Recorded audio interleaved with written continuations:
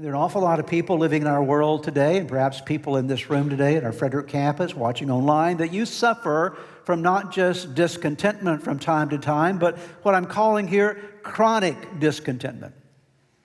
What I mean by that, it's become a habit in your life for you to be discontented about life. It's this negative kind of attitude upon which and through which lens you look at the world around you, seeing far more of what you don't have than what you have, what you feel like you need, that you're missing in your life, and feeling as though life is sort of dealing you the short straw. You're not quite getting everything that you want out of life. Discontented, chronic, habitual discontentment. What is it like to be around a discontented person? Not a lot of fun, is it? To be around a discontented person is to be around someone who is unpleasant. It's to be around someone who is living with sort of a cloud, a stormy cloud over their head. They're spreading darkness and gloom and frustration primarily wherever they go. And I would say to you and I, all of us this morning, if you're living in habitual discontentment, you're not a very fun person to be around.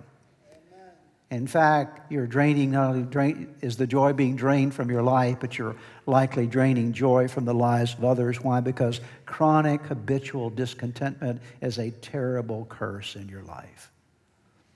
Let's talk about the opposite of discontentment so we'll understand what it is compared to contentment. Let me give you the meaning for the word contentment. The word contentment means to be full and satisfied.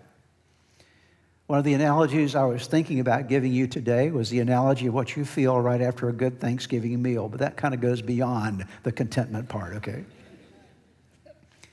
It's the fact that you just feel completely full and satisfied. You're restful and you're quiet on the inside in your heart and your mind, that you're now living and accepting your present situation, your conditions, without grumbling about it, without being frustrated about where you are. See, contentment, first and foremost, is an attitude that is reflected in your words and in your actions. It actually comes, the word contentment in our English language comes from an old word that means to have your bills paid up.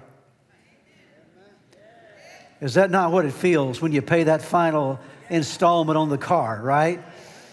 You got your bills paid up, and there's this moment, oh, wow, I just feel so relieved because I don't have that pressure on me any longer. That car is paid off. That student loan is now over with. I've addressed my debt. I am content. I am satisfied. Everything's paid up. Everything is settled.